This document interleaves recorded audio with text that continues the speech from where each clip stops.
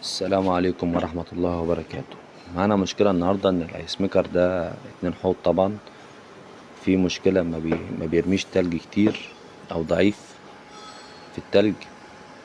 تمام. طبعا الحوض اللي فوق مشبر كله تلج اهوت.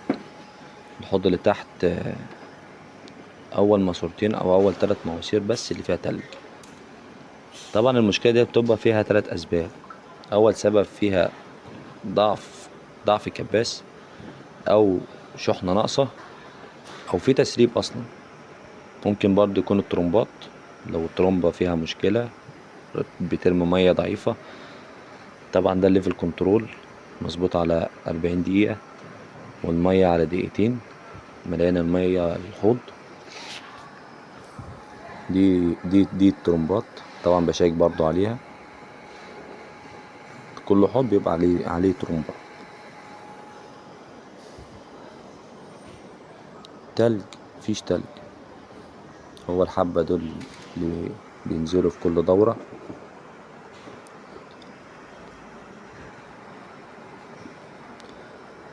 طبعا هنا تحت ال20 بسنة سحب معايا 5.5 أمبير، 5.7، 5.8.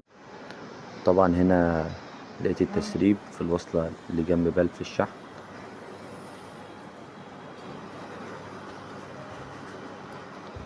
كده يبقى في تسريب. طبعا هلحمها